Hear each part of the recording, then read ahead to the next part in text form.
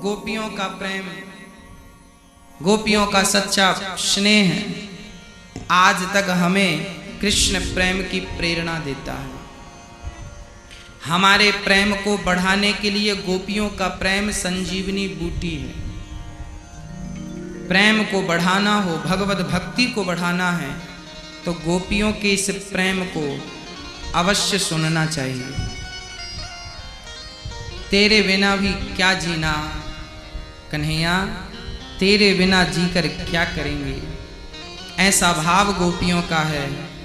प्रेम को सार मानती हैं, सबको बेकार मानती हैं गोपियाँ। कृष्ण प्रेम ही जीवन की सार्थकता है, बाकी सब बेकार है। प्रिय भक्तों, भगवान श्री कृष्ण के पास जब उद्धव गए, हुलिया बदल चुका था, दशा बदल चुकी थी। ज्ञानी बनकर गए, प्रेमी बनकर लौटे। एक बार जरूर इस प्रसंग को समझिएगा, पढ़िएगा, सुनिएगा, अनुसरण करिएगा। आपके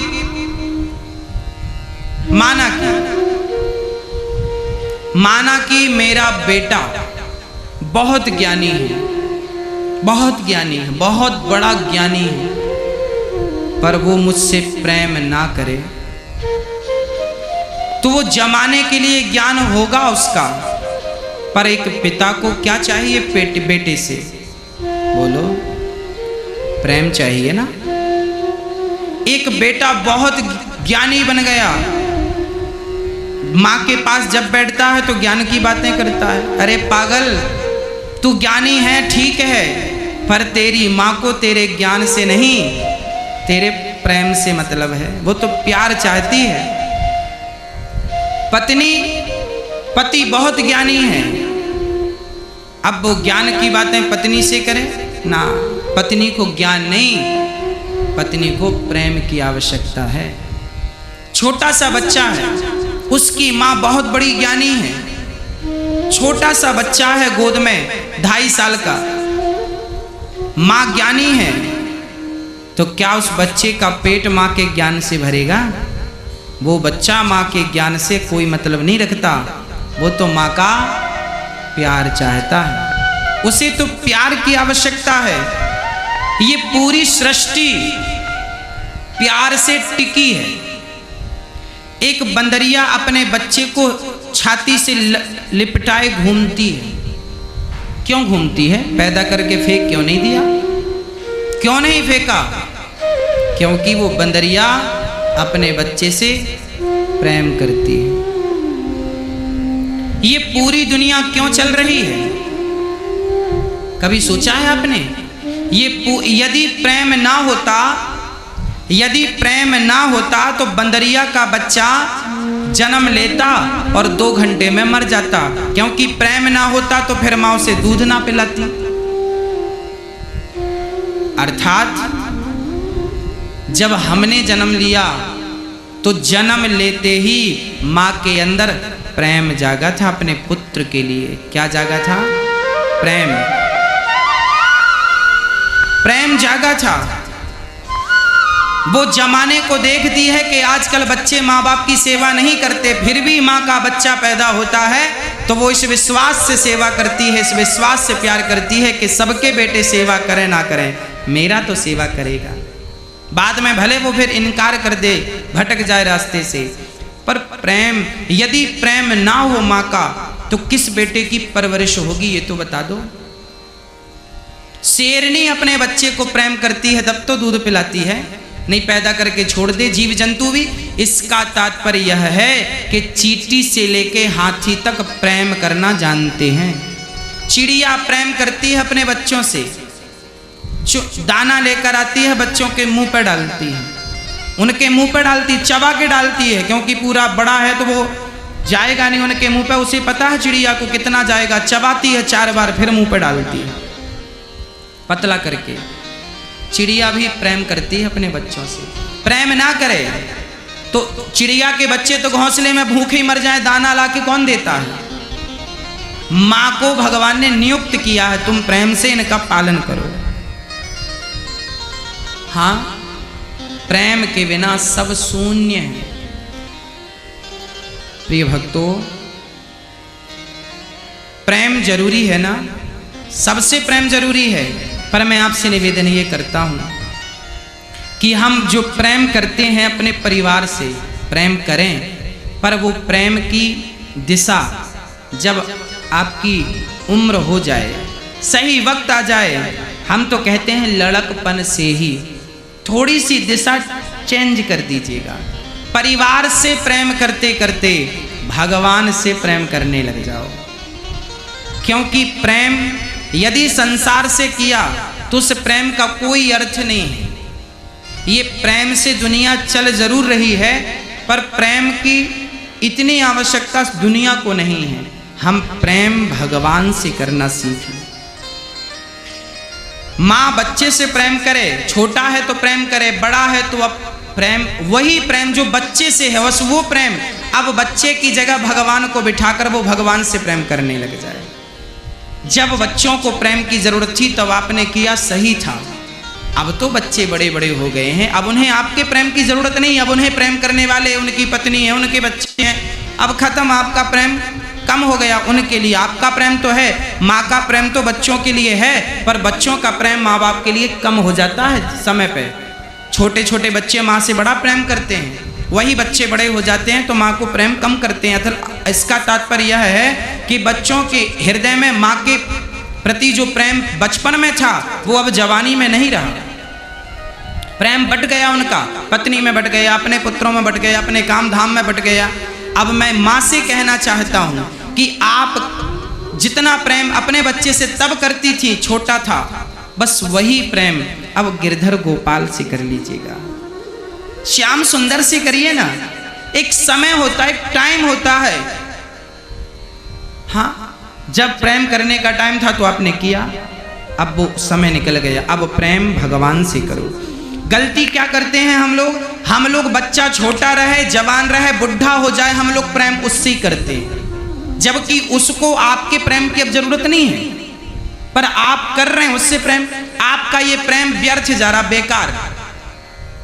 जैसे बारिश का पानी छत में गिरा, छत से गिर के नाली में गया, नाली से नदी में, नदी से समुद्र में गया, बेकार हो गया। जो पानी जमीन के भीतर जाता है वो पानी तो सार्थक है। जमीन के भीतर जाएगा तो पानी का लेवल ऊपर आएगा। अब मैं आपसे प्रश्न कर रहा हूं सबसे, आप अपने घर परिवार में जिनसे प्रेम कर रहे हैं, एक बार अपने आप से पूछिएगा, जिनसे आप प्रेम कर रहे हैं, क्या इनसे प्रेम करने की आवश्यकता है, जरूरत है? आप जो प्रेम कर रहे हैं, सास बहू का गाना गाए पड़ी है, बेटे का गाना, बुढ़ापा आ गया, बेटा बेटा बेटा। अब नहीं है तुम्हारे बेटों को तुम्हारे प्रेम की जरूरत, छोड़ दो। मैं ये नहीं कहता घर छोड़ दो परिवार, मैं ये कहता हूं सबके बीच में रहो, सबके साथ रहो, तन के साथ रहो, तन के साथ। मन सदा भगवान के चरणों में लगा रहे। बेटे के संग रहो तन से, बहू के संग रहो तन से, पति के संग रहो तन से, पत्नी के संग रहो तन से, मन से वृंदावन में बिहारी जी के चरणों में बने रहो। तन कहाँ है फर्क नहीं पड़ता, मन कहाँ है फर्क पड़ता है। मन से ही सब काम हो रहे हैं। भगवान तन का भूखा नहीं है, वो ये नहीं देखता कि आपका तन कहाँ है, मन किधर है ये देख रहे हैं ना। निर्मल मन जन सो मोहि पावा, और मोहि कपट छल छिद्र न भावा। इसलिए मैं आपसे निवेदन कर चुका हूं कि भगवान ने आंखें दो दी हैं, कान दो दिए हैं, हाथ दो दिए हैं, पांव दो दिए हैं, दिल एक क्यों दिया? दिल लेफ्ट में है, यहां धड़क रहा है मेरा दिल। भगवान ने आंख दो दी, कान दो दिए, हाथ दो दिए, पांव दो दिए, तो दिल भी दो दे देते, क्या घट जाता भगवान का? परंतु दिल एक ही दिया। क्यों? दो आंख क्यों दी भगवान ने? इसलिए दी कि एक आंख से पत्नी को देखना, परिवार को देखना, व्यापार को देखना, पर दूसरी आंख से सदा बिहारी जी के चरणों को देखते रहना। इसलिए दूसरी आंख है कि आपकी एक आंख निरंतर भगवान में लगी रहे, कभी हटे नहीं। एक हाथ आपका पत्नी के परिवार की सेवा में लगा रहे, व्यापार धंधे में लगा रहे, और दूसरा हाथ सदा दान पुण्य के लिए लगा रहे, सेवा भाव के लिए ये हाथ आपका उठता रहे। इसलिए विधाता ने 2 हाथ दिए। हाँ, 2 कान क्यों दिए? एक कान से भगवान की कथा सुनो और एक कान से पत्नी की, बच्चों की, परिवार की सुनो, और दूसरा कान सदा भगवान की कथा सुनने के लिए रिजर्व रखना। दूसरा कान सदा कीर्तन भजन में लगा रहे। एक पांव परिवार के लिए, पत्नी के लिए, व्यापार के लिए, बच्चों के लिए चले, पर दूसरा पांव सदा धर्म के लिए, तीर्थ यात्रा के लिए बढ़ता रहे। समय समय पे तीर्थ यात्रा, बिहारी जी का दर्शन, परिक्रमाएं करते रहो ताकि पांव का होना सफल हो जाए। जो लोग अपने एक अंग का सदुपयोग, कुछ आपने देखा होगा, लोगों की आंखें परिवार में लगी हैं, कान परिवार में लगे हैं, दोनों हाथ परिवार में लगे हैं, इसलिए भगवान फिर पैरालाइसिस की बीमारी भेज देता है। जाओ, एक अंग में लकवा मार गया, एक अंग पूरा का पूरा काम नहीं करता। भगवान ने कहा जो अंग मेरे लिए था वो मेरे में लगा ही नहीं, तो उसको खत्म करो, तो खत्म कर देता है भगवान। आपने देखा ना, पैरालाइसिस होता है, भगवान ना करे ये बीमारी किसी को हो, पर बड़ी खतरनाक बीमारी है। एक अंग काम करना बंद करता है, एक पांव, एक हाथ, एक तरफ का पूरा अंग। क्यों साहब, ये 2 अंग क्यों हैं?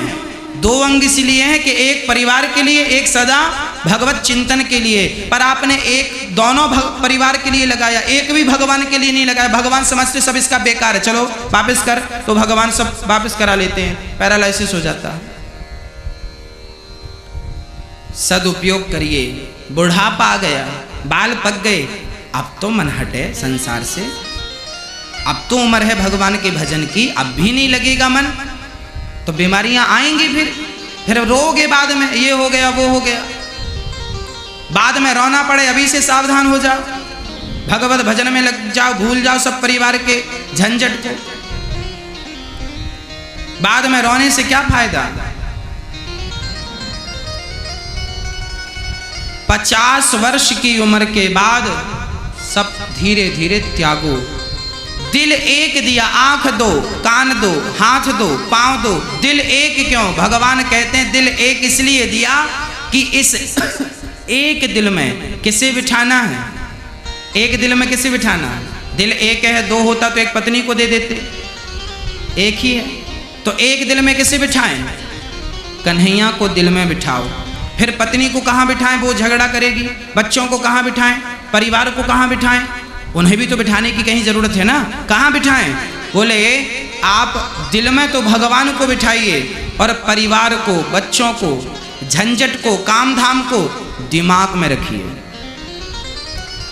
परिवार, पति को, पत्नी को, बच्चों को, व्यापार को, बिजनेस को, पैसे को कहाँ रखो? दिल में नहीं, दिमाग में। लोगों ने गालियां दी, गालियों को दिमाग में रखो। लोगों ने अच्छी बात कही, अच्छी बातों को दिमाग में रखो। आप सब चीज दिमाग में रखो। दिमाग और दिल क्या है समझिए इनका। एक पत्नी ने पति से कहा बाजार जा रहे हो 2 किलो शक्कर ले आना और घी ले आना देसी। पति वापस आ गया बाजार से। पत्नी ने बोला शक्कर घी लाए? ओ हो तेरी बात दिमाग से निकल गई। अक्सर बातें कहाँ से निकलती हैं? अक्सर बातें दिमाग से निकलती हैं। दिमाग में बात थी तो निकल गई। एक बहू बोली गुरुजी सास ने गाली दे दी। मैंने कहा भूल जा। कैसे भूल जाए? दिल में लग गई, अब नहीं भूलने वाली। जो बातें दिल तक पहुंचती हैं वो लॉक हो जाती हैं, वो निकलती नहीं। इसलिए कहता हूं भगवान की कथा और भगवान को दिल में रखो ताकि निकले ना। और परिवार की हर चीज को, हर वस्तु को, हर व्यक्ति को दिमाग में रखना ताकि मृत्यु के पहले सारे चीजें दिमाग से निकल जाएं और आप मोक्ष के अधिकारी बन जाओ। यदि संसार आपके दिल में रहेगा तो पुनरपि जननम पुनरपि मरणम पुनरपि जननी जठरे शयनम, इस चक्कर में उलझे रहोगे। जन्म मृत्यु जन्म मृत्यु जन्म मृत्यु जन्म मृत्यु जन्म मृत्यु। इसलिए भज गोविंदम गोविंदम भज मूढ़ मते। ऐ मूढ़, भजन कर भगवान का, और मरने के पहले सब डिलीट कर दो। जैसे मोबाइल में आपकी गैलरी भर जाती है, सब चीज़ डिलीट कर देते हैं, मोबाइल बिल्कुल सॉफ्ट चलने लगता है, नहीं हैंग मारता है। ज़्यादा चीज़ हो जाए तो हैंग मारेगा, आप भी कहीं हैंग ना हो जाएं। हम तो कहते हैं मरने के पहले पूरा डिलीट कर देना, पत्नी को डिलीट, बच्चों को डिलीट, परिवार को मरने के पहले डिलीट कर देना।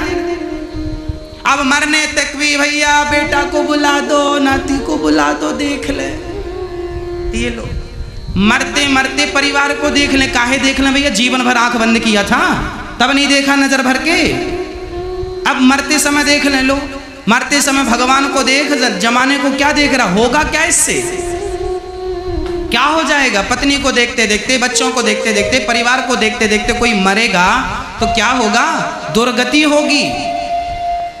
ऐसे लोग जो घर परिवार का चिंतन करते करते मरते हैं, ऐसे लोग घोर नरक पड़ते हैं। इसलिए मरते समय भगवत चिंतन होना चाहिए। इतना तो करना स्वामी, जब प्राण तन से निकले, गोविंद नाम लेकर मेरे प्राण तन से निकले।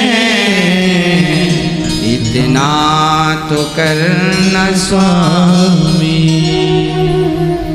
आना जरूर आना, राधा को साथ लाना, मुरली मधुर बजाना, जब प्राण तन से निकले। इतना तो करना स्वामी। श्री गंगा जी का तट हो, मेरा सांवरा निकट हो, मेरे मुख में तुलसी दल हो, जब प्राण तन से निकले। इतना तो करना स्वामी। जब मरूं प्रभु आपका चिंतन करते करते प्राण त्यागूं, आपकी सेवा करते करते, आपके भक्तों की सेवा करते करते, आपके चरण धूल, आपके भक्तों की चरण धूल, बिहारी जी के मंदिर की चरण रज मस्तक पर रखते हुए प्राण त्यागूं, बिहारी जी का दर्शन करते हुए प्राण त्यागूं, बिहारी जी का नाम जपते हुए प्राण त्यागूं, बिहारी जी के भक्तों का दर्शन करते हुए प्राण त्यागूं। हे प्रभु, जब मरूं तो संसार भूल जावे, परिवार भूल जावे, कुछ भी याद ना रहे, रहें तो केवल आप याद रहें। हाँ, तुम मुझे देखो, मैं तुम्हें देखूं, तुम मुझे देखो, मैं तुम्हें देखूं, तू मुझे देख, तू मुझे देख, मैं तुझे देखूं। हाँ, और बस देखते देखते दो से एक हो जाएं, और बस एक जब हो जाएं, आंखों के सामने केवल बिहारी जी हों, ना तो दीवार नजर आए, ना तो दरवाजे नजर आए, ना तो पब्लिक नजर आए, ना परिवार नजर आए, जहां दृष्टि डालो सब में बिहारी जी नजर आए। बस प्रभु, जिस वक्त मेरी ये स्थिति हो जाए, बस प्राण निकल जाए। आपका चिंतन करते करते प्राण निकल जाए, आपका ध्यान करते करते शरीर पूरा हो जाए, यही इस मानव तन की सार्थकता है। ये स्थिति बना लीजिएगा मृत्यु के पहले। बस मरूं जब होठों पे नाम तुम्हारा हो। हमने दुनिया का होकर देख लिया है भगवान, मैंने सबका होकर देख लिया, एक तेरा होना बाकी है। मैं सबका होके देख लिया, एक तेरा होना बाकी है। मैंने सब कुछ खोकर देख लिया, बस आपा खोना बाकी है।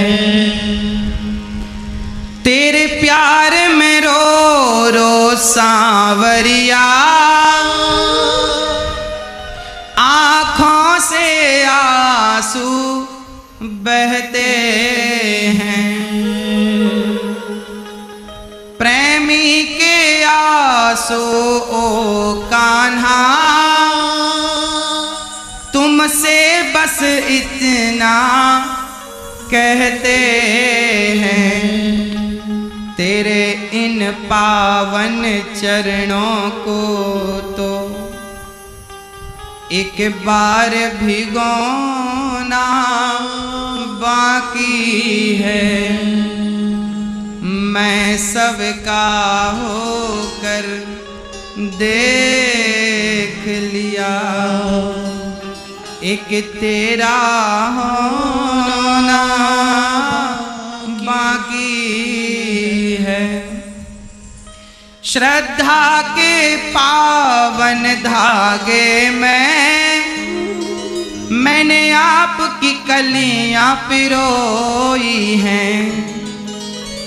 आँखों के गंगा जल से प्रभु मैंने एक एक कली भिगोई है।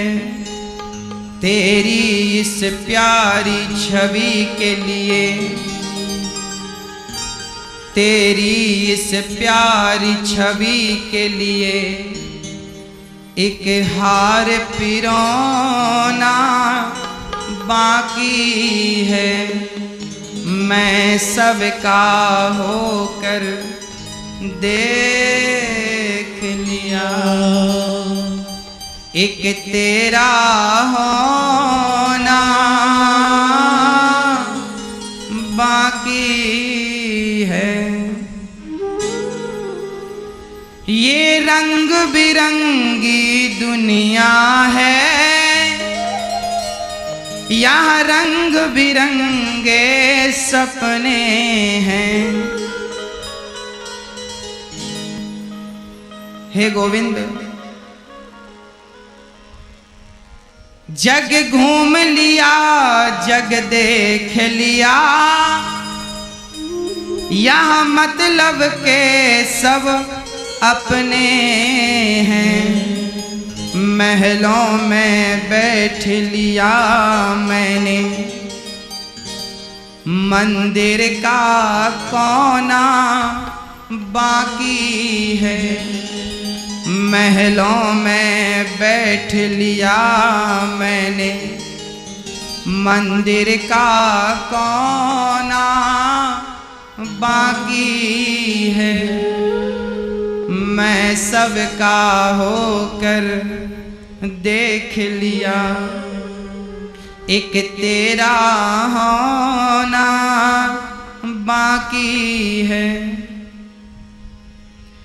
अब बहुत हुआ मैंने देख लिया, अब बहुत हुआ मैंने देख लिया। दुनिया के आगे रो रो कर जिनको मैंने अपना समझा था, उन्होंने लगाई है ठोकर। रोया मैं बहुत जग के आगे, रोया मैं बहुत जग के आगे। तेरे आगे रोना बाकी है। मैंने सबके आगे रोकर देख लिया, तेरे आगे रोना बाकी है। मैं सबका होकर देख लिया, एक तेरा होना बाकी है। सबका होकर देख लिया, सबके आगे रोकर देख लिया गोविंद, बस तेरे आगे रोना बाकी रहा है। बस जमाने के सामने कितना भी रो, कोई अर्थ नहीं है उसका। एक बार मेरे बिहारी जी के सामने कोई रो लेना तो सदा सदा के लिए उसका रोना मिट जाता है। इसलिए एक बार वृंदावन आओ तो एक बार आकर बिहारी जी के चरणों को अपने आंसुओं से जरूर भिगाना, भाव के आंसुओं से, श्रद्धा के आंसुओं से, प्रेम के आंसुओं से। भगवान को फल फूल, मेवा मिष्ठान, सोना चांदी, पैसे इत्यादि ना देना, देना है तो प्रेम भरे आंसू भगवान के चरणों में समर्पित कर देना। पैसे महंगे नहीं हैं, मिठाई महंगी नहीं है, सोना चांदी महंगा नहीं है, यदि महंगे हैं तो प्रेम के वो दो आंसू महंगे हैं जो अभी चढ़ाना शेष रह गया है, बाकी सब कुछ चढ़ा कर देख लिया। हाँ, रोया मैं बहुत जग के आगे, तेरे आगे रोना बाकी है। तेरे आगे रोना रह गया है गोविंद, सबके आगे रो कर देख लिया, सबका होकर देख लिया, तेरा होना बाकी है। हो जाओ एक बार, कह दो कन्हैया मैं तेरा, कह दो एक बार हे श्याम सुंदर। त्वमेव माता च पिता त्वमेव, त्वमेव बंधु च सखा त्वमेव, त्वमेव विद्या द्रविणं त्वमेव, त्वमेव सर्वं मम देव देव। हे गोविंद, मैं आपका हूँ, आप हमारे हैं। एक बार भाव से सभी लोग कहो, हे नाथ मैं आपका हूँ। हे श्याम सुंदर मैं आपका हूँ। हे प्रभु मुझे पतित को स्वीकार कर लीजिए।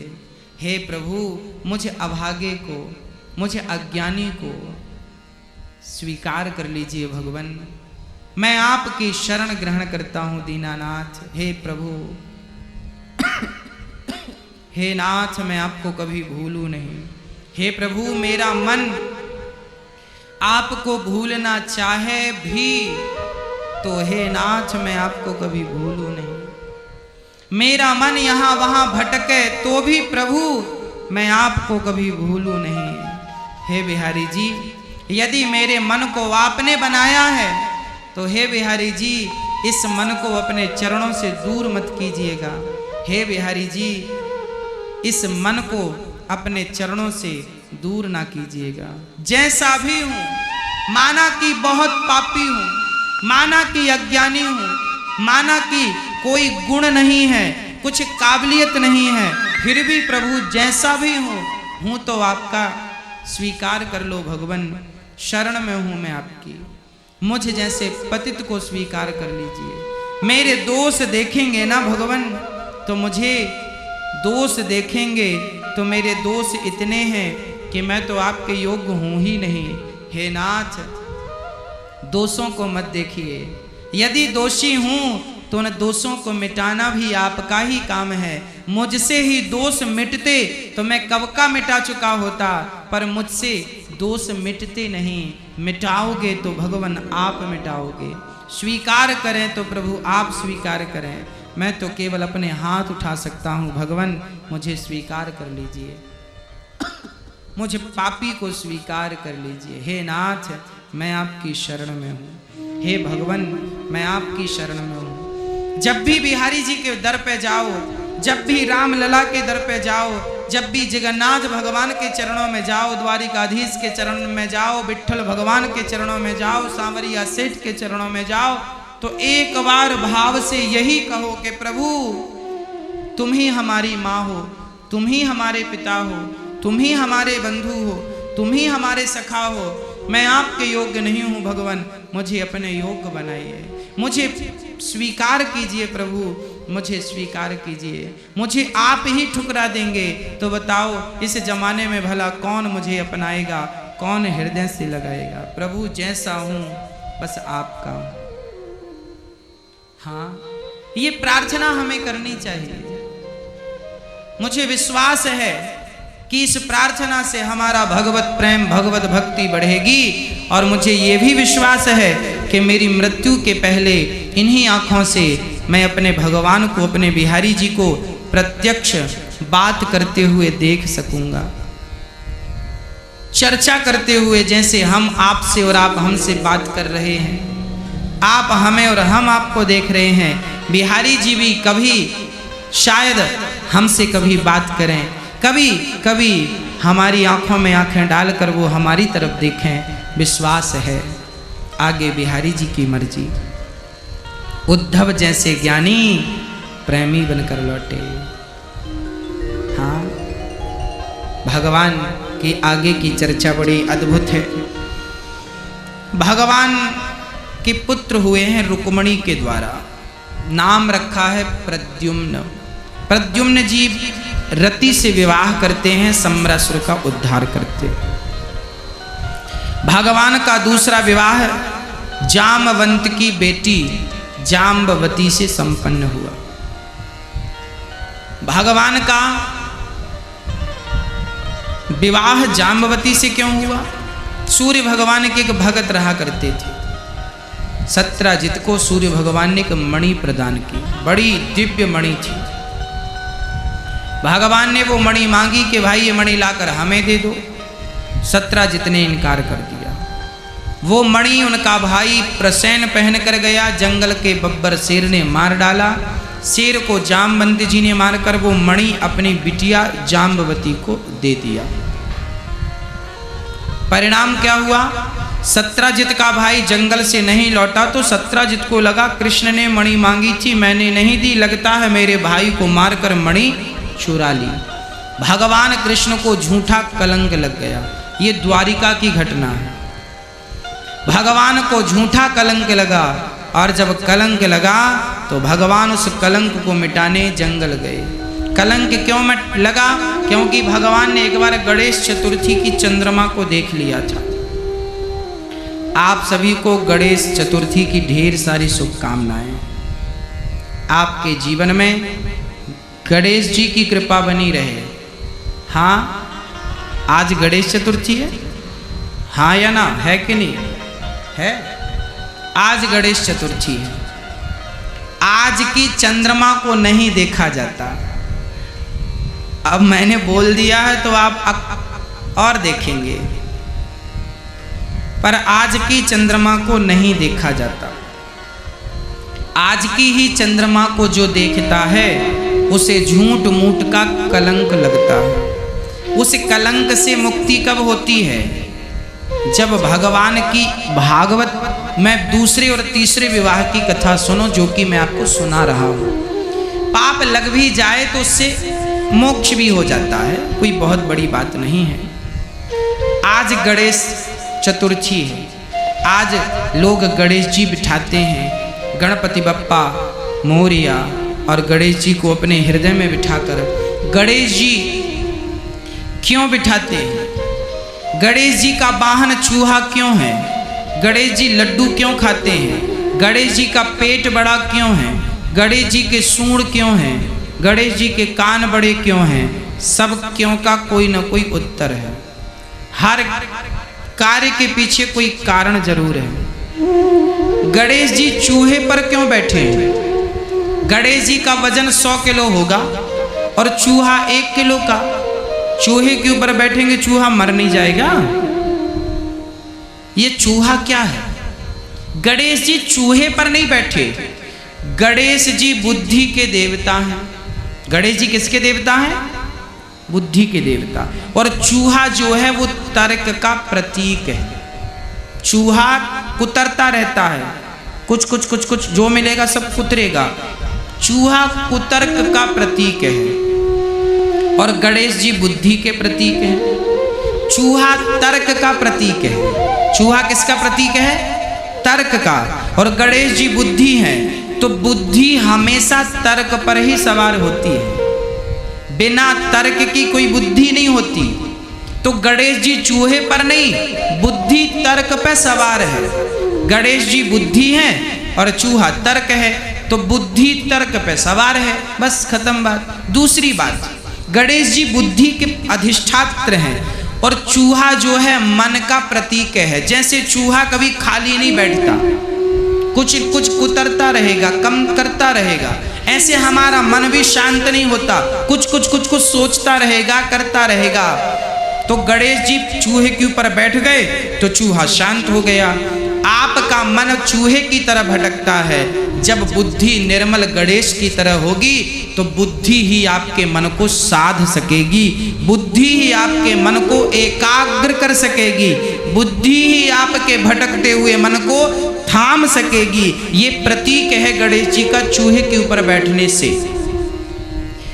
गणेश जी चूहे पर इसलिए बैठे हैं क्योंकि वो तर्क है और गणेश जी बुद्धि है। वो मन है और गणेश जी बुद्धि है, इसलिए बैठे।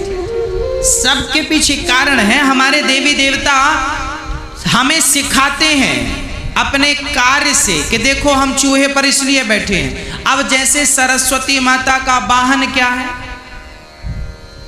क्या है? हंस। सरस्वती माता हंस पर क्यों बैठी?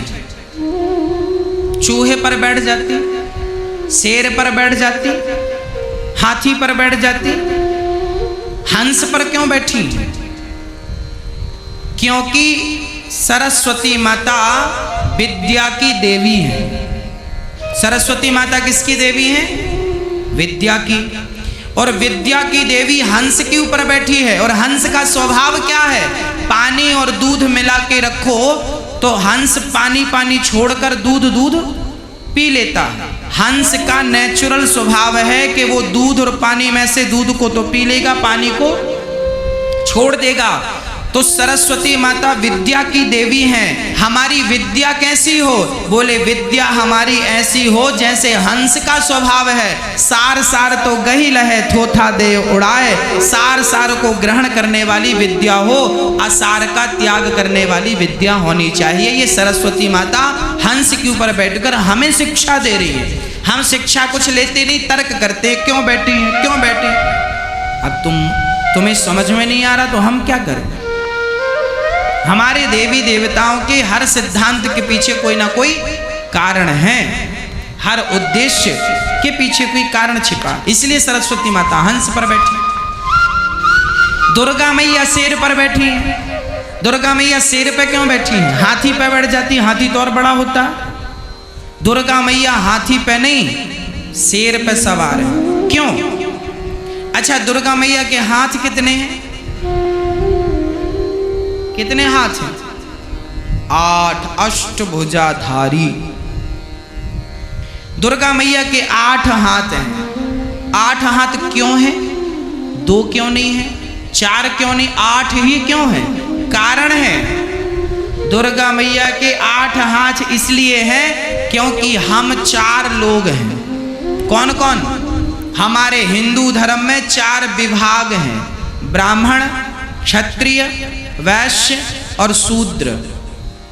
दुर्गा मैया के 8 हाथ इसलिए हैं क्योंकि ब्राह्मण, क्षत्रिय, वैश्य, शूद्र इन चारों को खड़ा किया जाएगा तो चारों के हाथ टोटल कितने होंगे?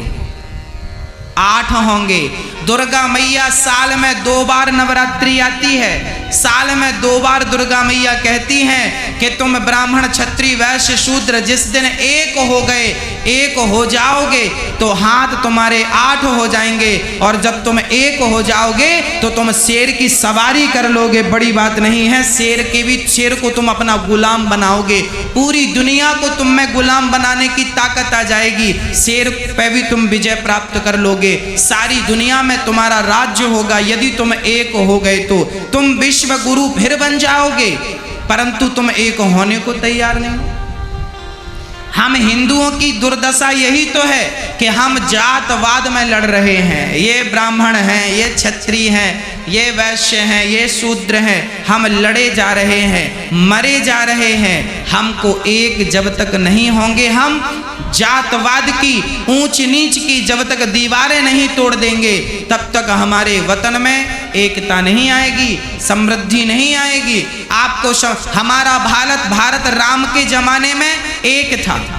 हमारे भारत में राम के शबरी को गले लगाते, राम शबरी से बेर खाते हैं और निषाद को गले लगाते हैं। निषाद को कोई छूने तैयार नहीं होता, पर राम उन्हें हृदय से लगाते हैं। जातवाद को तो राम जी ने भी मिटाने का प्रयास किया। जब जातवाद मिट गई तो राम राज्य आ गया और जातवाद खड़ा हो गया।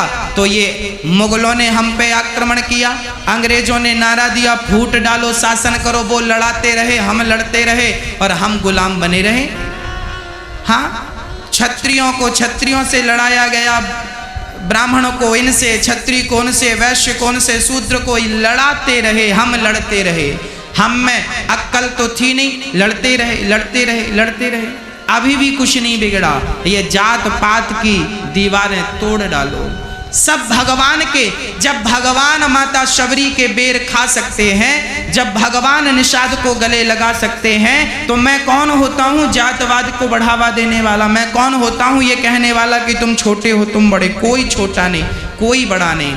ठीक है, कर्मों के आधार पर आप निर्णय कर लीजिए कि किसके कर्म कैसे हैं, किसके कर्म कैसे हैं। हाँ, सबकी जरूरत है। यदि ब्राह्मण मुख है तो क्षत्रिय भुजा है, कंधा है, वैश्य पेट है और शूद्र चरण है। यदि हम कहें कि शूद्र को अलग कर दें तो क्या आप अपने पांव को अलग कर देंगे तो क्या गति मिलेगी? आप कहें वैश्य को अलग कर देते हैं तो पेट को अलग कर देंगे तो चल पाओगे?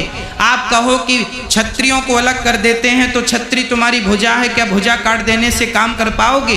कहो कि ब्राह्मणों को अलग कर देते हैं तो क्या ब्राह्मणों को अलग? ब्राह्मण मुख का सूचक है, मुख है, भगवान के मुख से ब्राह्मणों से मुख मासीद बाहु। क्या मुख को हटा देने से शरीर की गति है? अरे शरीर में जितना आवश्यक मुख है उतना ही आवश्यक हाथ है, उतना ही आवश्यक पेट है और उतना ही आवश्यक पांव है। शरीर के ही एक अंग है। ब्राह्मण, क्षत्रिय, वैश्य और शूद्र, ये शरीर ब्रह्मा के शरीर का ही पूरा अंग है। आप किसी को भी हटाएंगे तो शरीर बिगड़ जाएगा। इसलिए चारों पूजनीय हैं, चारों वंदनीय हैं, चारों का आदर कीजिए, चारों में भगत हैं। रैदास जी परम भक्त थे भगवान के, हाँ परम भागवत थे भगवान के। तो जात पात की दीवार तोड़ करके प्रेम से नाता हो। भगवान से पूछा, प्रभु आप किस वर्ग को पसंद करते हैं? ब्राह्मणों को, क्षत्रियों को, वैश्यों को या शूद्रों को? भगवान आप बताओ, आप प्यार किससे करते हैं? तो राम जी ने क्या कहा जानते हो? राम जी ने कहा, मेरा तो एक भगति कर नाता, मैं तो ब्राह्मण का रिश्ता नहीं रखता, क्षत्रिय का रिश्ता नहीं रखता, वैश्य का रिश्ता नहीं रखता, शूद्र का रिश्ता नहीं रखता, मैं तो भक्ति का रिश्ता रखता हूँ। जो भक्ति करता है वो मेरा है, वो किसी भी धर्म का हो और किसी भी जात का हो, कोई लेना देना नहीं। जात पात धर्म कुछ नहीं, भगवान को केवल प्रेम पसंद है। राम ही केवल प्रेम प्यारा। भगवान प्रेमियों के हैं, इसलिए आपसे हाथ जोड़कर विनती है। दुर्गा मैया अष्टभुजाधारी इसलिए है, वो कह रही हैं कि तुम एक हो जाओ तो तुम विश्व गुरु बन जाओगे, तुम्हारे जीवन के सारे खतरे समाप्त हो जाएंगे। हाँ, पर हम एक हो जाएं तब है। गणेश जी का पेट बड़ा क्यों है? गणेश जी कहते हैं कि कुछ भी बातें हो जाएं घर परिवार में, उन्हें अपने पेट में ही रखना, पड़ोसन से पड़ोसियों से ना कह देना। पेट बड़ा होना चाहिए। नहीं, पेट तो ठीक होना चाहिए, पर पचाने के लिए थोड़ा बड़ा हो। आप पड़ोस अपनी सास गाली दे दे तो पच जाए, बहू गाली दे दे तो पच जाए, पति ने डांट दिया तो पच जाए, पत्नी ने कुछ कह दिया पच जाए, मतलब पचा लो सारी बातों को, यहां वहां ना बोलते रहो। गणेश जी का पेट बड़ा है। अच्छा, गणेश जी लड्डू खाते हैं। लड्डू क्यों खाते हैं? लड्डू खाने के पीछे, लड्डू बहुत सारे, बूंदी का लड्डू बहुत सारे दानों को मिलाकर बनाया है। बूंदी के बहुत सारे दाने हैं, दानों को जोड़ दिया, एक लड्डू बन गया। हमारे यहाँ लड्डू खाने की परंपरा है, और लड्डू भी पूरा खाने की। मुंह खोल, पूरा लड्डू डाल देती है माँ। ले, आप किसी के घर जाएंगे, जो आपका प्रेमी होगा ना, पूरा लड्डू घुसेड़ देगा मुंह में। हाँ, पूरा लड्डू डालता मुंह में, एक रवा नहीं गिरना चाहिए, एक कण नहीं गिरना।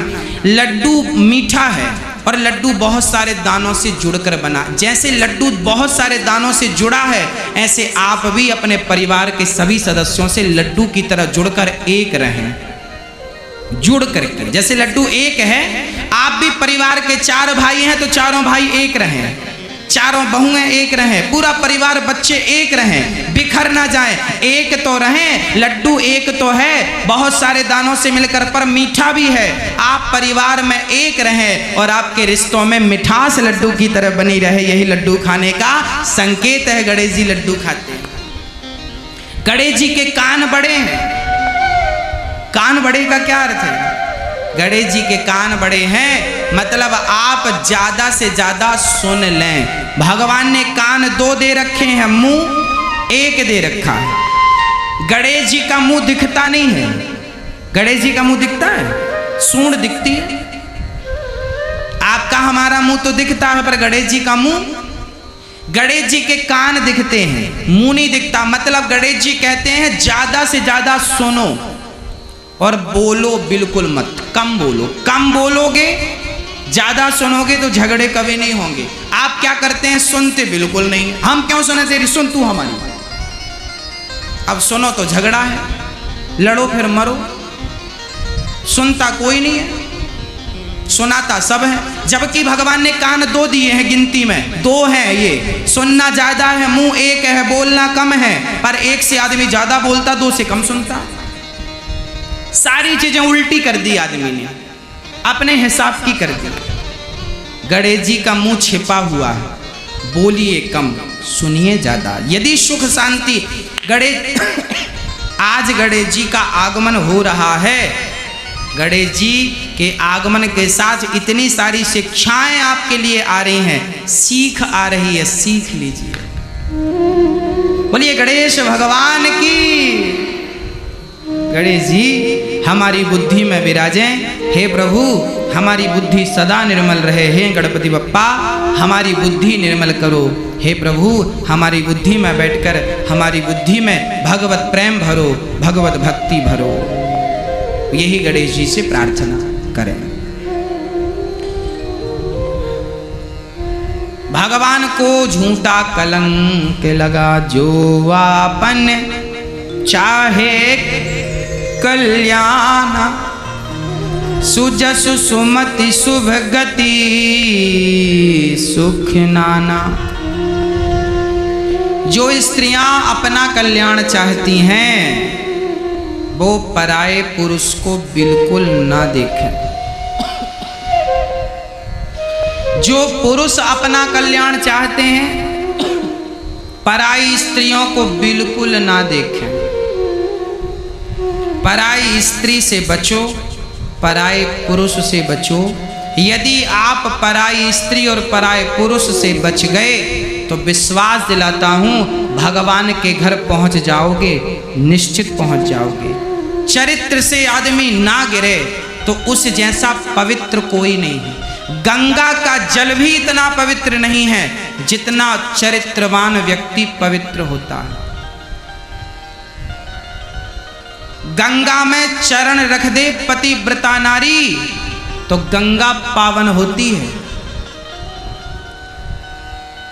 गंगा पापियों के पाप धुल धुल के गंगा गंदी हो जाती है, और कोई सती पतिव्रता नारी पांव रख दे तो गंगा शुद्ध हो जाती है। कोई चरित्रवान, राम जैसा चरित्रवान पत्थर पे पांव रखा तो पत्थर की नारी का उद्धार हो गया। चरित्र में बड़ी ताकत है भक्तों। आजकल के लोग चरित्र का महत्व नहीं समझते। आजकल के लोग चरित्र को बहुत हल्के में लेते हैं। आजकल के पढ़ने वाले बच्चे कहते हैं अपने चरित्र को बिगाड़ लेते हैं। हाँ, आज बहुत सारे बच्चे जो पढ़ने के लिए घर से निकलते हैं वो रिलेशनशिप में हो जाते हैं। उनसे कहो भाई ये सब क्या कर रहे हो, सब गलत है ये। बोलते हैं महाराज जी जैसे भूख लगती है, जैसे प्यास लगती है, वैसे तो ये शरीर की वासना है। भूख मिटाते हैं, प्यास मिटाते हैं, ऐसी हम वासना मिटा रहे हैं, भोग भोग रहे हैं। राम राम राम राम। प्यास से, भूख से आप वासना को नहीं जोड़ सकते। भूख और प्यास अलग सब्जेक्ट है, चरित्र अलग सब्जेक्ट है। चरित्र भूख और प्यास से नहीं जुड़ता, आप जोड़ रहे हैं, अलग विषय है। हमारे यहाँ चरित्र की ही पूजा होती है, चरित्र की ही जय जयकार होती है। चरित्र चला गया, कैरेक्टर चला गया, क्या बचा आपके पास? हाँ, क्या बचा? इसलिए चरित्रवान बनिए। हमारे यहाँ पुरुषों को एक ही स्त्री की परमिशन है। पुरुष, राम की पत्नी 2 नहीं थी, 3 नहीं थी, राम की पत्नी ओनली एक माता सीता थी। क्या राम से और स्त्रियां विवाह नहीं कर सकती थी या राम नहीं कर सकते? राम ने जब सीता को त्यागा तब यज्ञ कराया गुरु जी ने। उस यज्ञ में पत्नी को बैठना आवश्यक था।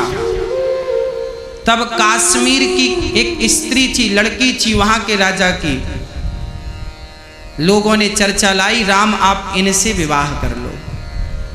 राम ने कहा ना, मैं सीता के अतिरिक्त किसी और नारी को देखूंगा तो माँ की दृष्टि से, बेटी की दृष्टि से और बहन की दृष्टि से, पत्नी की दृष्टि से मैंने केवल सीता को देखा है। एक नारी के संग जीवन यापन करने वाले राम मर्यादा पुरुषोत्तम राम बन गए। आज हम सबके हृदयों में राज कर रहे हैं। क्यों राज कर रहे हैं? क्योंकि वो चरित्रवान थे, चरित्र का ख्याल रखा है। सुपर्णखा आई थी, राम के जीवन में भी चुनौती थी। उस जमाने में भी वो महिला सुपर्णखा जैसी परेशान कर रही थी, हमसे विवाह कर लो, हमसे विवाह कर लो, हम बड़ी सुंदर हैं। राम ने देखा नहीं, जो स्त्रियों से बच गया वो जंग जीत गया, और जो उलझ गया ना घर का रहा ना घाट का रहा। त्रिया चरित्र में ना फंसे आदमी। और नारियों को भी अपने पति के अतिरिक्त, जैसे रावण सीता को लंका में कहता है मंदोदरी तेरी दासी बनेगी और पूरी लंका तेरी है, इतना सोने का लालच। आप, यदि आपसे पूछना चाहता हूं, कोई पुरुष आपको इतना लालच? आजकल तो लोग धन को ही देख रहे हैं। जिसके पास धन है उसके पास जाने को तैयार है। तो रावण के पास धन कम नहीं था और सीता का मन भी सोने में था, सोने का मृग मांगा ही था। तो रावण के पास सोने की कमी नहीं थी, पर धन्य है माता सीता। वो अपने पति के अतिरिक्त स्वप्न में भी पराय पुरुष को देखना पसंद नहीं करती। नारी वही है जो अपने पति के अतिरिक्त स्वप्न में भी किसी पराय पुरुष को ना देखे। तो आपको पतिव्रता बनना है। आपने यदि अपनी माँ से झूठ कह दिया, अपने पिता से झूठ कह दिया, अरे हम आपसे झूठ कह सकते हैं, हम आपसे गलत कह सकते हैं, क्या हम अपने आप से कभी झूठ बोल सकते हैं? यदि किसी का चरित्र बिगड़ गया तो आप जमाने से तो कह सकते हैं कि साहब हम पवित्र हैं। क्या आप अपने आप से कभी अपनी आंखें मिला सकते हैं? क्या अपने आप से झूठ बोल सकते हैं कि आप पवित्र हैं? इसलिए चरित्र का ख्याल रखिएगा। आजकल के बच्चों को भी जरा चरित्र की शिक्षा दीजिएगा। ये बच्चे आज चरित्र से भटकते जा रहे हैं।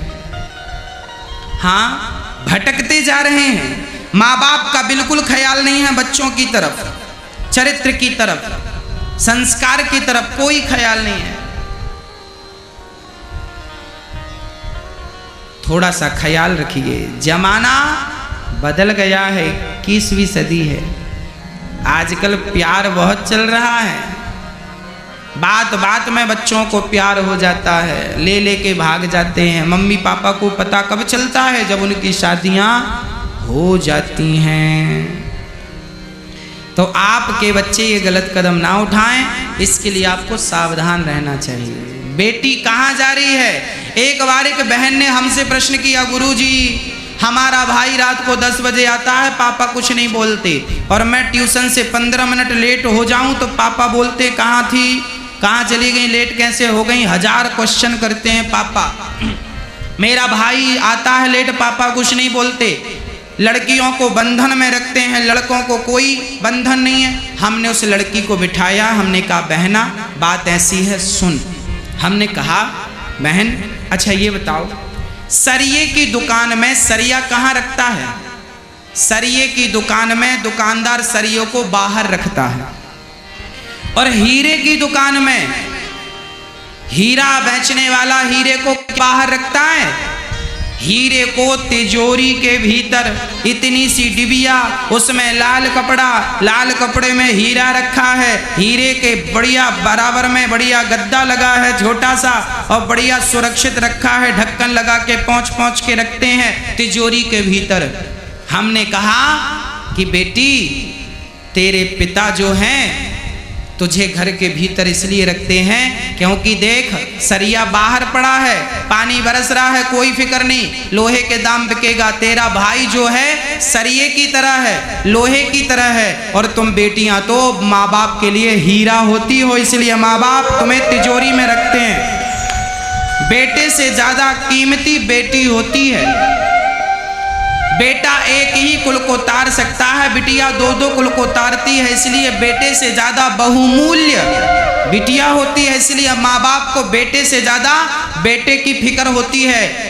लोहे की फिक्र नहीं होती, हीरे की फिक्र होती। हीरा महंगा होता, बेटी हीरा है। हाँ, तो बेटा और बेटी, आज जमाना भी ऐसे ही है। क्यों मैं कितना समझाऊं? आज क्या होता है, यदि कोई लड़का यदि चरित्र से उसके बारे में लोगों को पता चल गया कि इसका कैरेक्टर अच्छा नहीं है, ये लड़का चरित्र का ठीक नहीं है, यदि कोई लड़का चरित्र का अच्छा नहीं है ना, तो 1-2 साल में लोग उसकी बात भूल जाते हैं, उसकी शादी भी हो जाती है, उसका ब्याह भी हो जाता, घर भी बस जाता है। पर किसी लड़की के बारे में पता चल जाए किसी को ये चरित्र की अच्छी नहीं है, तो उसका तो विवाह होना भी मुश्किल हो जाता है। हाँ या ना? लोग कितना भी कहें कि बेटा बेटी बराबर है, यदि बेटा बेटी बराबर होते तो ये दूरियां ना होती। पर आज भी समाज में ये दूरियां है ना, ये दूरियां मिटानी है। मैं तो ये दूरियां कब मिटेंगी? जब आप चरित्रवान बनेंगे। कोई सपने में भी आपके चरित्र पर, आप पर उंगली ना उठाए, मैं ये चाहता हूं। आपके बच्चों पर कोई उंगली ना उठाए, ये चाहता हूं। आपका बेटा भी चरित्रवान हो। अरे बेटा भी चरित्र से गिर गया तो वो बेटा है कि क्या है? वो पुत्र नहीं है, मूत्र की तरह जो चरित्र से गिर गया। इसलिए पुत्र बनो तो चरित्रवान बनो। झांसी की रानी चरित्रवान थी। घोड़े को गोली लग गई, घोड़ा मर गया। अंग्रेजों ने झांसी की रानी को घेर लिया। बाबा जी की कुटिया नजर आई। झांसी की रानी ने बाबा जी से कहा जरा आग और कुटिया हमें दे दो। क्या करोगी? बोले मरेंगी। बाबा जी को बाहर किया, सारी घास ऊपर डाल दी, कुटिया की सूखी और आग लगा ली, जिंदा जलने लगी झांसी की रानी। झांसी की रानी सन 57 में, एक घटना 57 के बाद की घटना है। जिंदा जल गई झांसी की रानी। संत ने कहा बिटिया क्यों जल रही है, मानव का तन बड़े मुश्किल से मिलता है। तब झांसी की रानी ने मरते वक्त कहा था जब तक जिंदा थी तो देश के लिए लड़ती रही, अब मर रही हूं तो अपने चरित्र की रक्षा करने के लिए मर रही हूं। यदि अंग्रेजों के हाथ लग गई तो अंग्रेज मेरा चरित्र बिगाड़ देंगे। और भारत की लड़की मर जाती है पर चरित्र पर उंगली नहीं उठने देती है भारत की लड़की। ऐसी झांसी की रानी, चरित्र पर आंच ना आए। क्या मजाल किसी की कि आपको आंख उठाकर देखें। आप यदि आप चरित्र में समझौता नहीं करती तो किसी की ताकत नहीं है कि आपको टच कर ले, आपको आंख उठाकर देखे। मेरी बहनें सावधान रहना, आप ही यदि मौका देंगी तो कोई आपके पास आएगा और आपको टच करके जाएगा। आप मौका नहीं देंगी तो किसी की ताकत नहीं है कि आपको आपकी परछाई को टच कर ले, ताकत नहीं है किसी की। इसलिए आपको स्ट्रिक्ट होना है, आपको अपने से अपने आप को सबसे दूर रखना है। हाँ, सावधान रहिएगा, नहीं तो सब कुछ बर्बाद हो जाएगा, पता भी नहीं चलेगा। जिनके संग घटनाएं घटी हैं, आज कुछ दिन पहले मेरे पास एक खबर आई, हमारी बहनें शादी कर लेती हैं, चली जाती हैं, शादी के बाद भागकर शादी कर ली, बाद में वो शादियां टूट जाती हैं। जिसके संग भागी थी वो भी कहता है कि अब तुम तो हमारे संग भागने वाली हो, तुम ऐसी लड़की हो भागने वाली, तुम पे कौन विश्वास करेगा। आज हमारे संग भागी, कल किसी और के साथ भाग गई तो आप जिसके संग भाग रही हैं ना, कल को वही लड़का तुम्हें ताना मार सकता है। ये हाँ, ताना मारेगा, क्या करोगी। ना तो अब पिता की रही ना तो पति की रही, जाओगी कहाँ। इसलिए आपका जीवन संकट में ना पड़े, इसका आपको ख्याल रखना है और बच्चों का माँ बाप को विशेष ख्याल रखना है। बोलिए भक्तवत्सल भगवान की जय जय श्री राधे। भगवान जामवंत से युद्ध करते हैं, जामवती से विवाह दूसरा हुआ। भगवान का तीसरा सत्यभामा से, चौथा विवाह यमुना जी से संपन्न हुआ। पांचवा मित्रविंदा से, छठवा सत्या से, सातवां भद्रा से, आठवां लक्ष्मणा से विवाह संपन्न हुआ। अनिरुद्ध का विवाह उषा से हुआ। श्री कृष्ण का रुक्मिणी से संवाद हुआ और राजा नृग पर भगवान ने कृपा की। पौंड्रक और काशीराज का उद्धार किया। पौंड्रक नकली भगवान बना घूमता था, भगवान ने कृपा की और नकली भगवान को मार गिराया। आप भी नकली से सावधान, राम की शरण में रहें, कृष्ण की शरण में रहें, भगवान का नाम जपें। जो अपने आप को भगवान कहे ऐसों से बच के रहें। अहंकार डुबा देता है, अहंकार डुबा देता है। अहंकार ना करना और भगवान की शरण सदा ग्रहण करना। भगवान कौन है? राम भगवान है, कृष्ण भगवान है, नारायण भगवान है। किसी और के चक्कर में ना पड़ जाना। बहुत सारे फ्रॉड भगवान घूम रहे हैं, नकली भगवान घूम रहे हैं। आप नकली भगवानों के चक्कर में ना पड़ जाना। भगवान भगवान है, उनकी जगह कोई नहीं ले सकता। आज हमारी एक मैया, हमारे पास एक मैया आज ही आई और उन्होंने हमें एक पुस्तक दिखाई। उन्होंने कहा गुरुजी, कुछ दिन पहले हमारे घर में कुछ ईसाई लोग आए थे। ईसाई लोगों ने हमें एक बुक दे दी और कहा कि यही भगवान है। हिंदुओं को ईसाई लोग घर घर जाकर के, हिंदुओं को ईसाई लोग धर्म परिवर्तन की ओर ले जा रहे हैं। भोले भाले लोगों को ईसाई लोग फंसा लेते हैं और पता है क्या कहते हैं? तुम्हारे भगवान तो ऐसे ही हैं, सुनते नहीं हैं। और क्या क्या भोले भाले लोगों को फंसाते हैं पता है?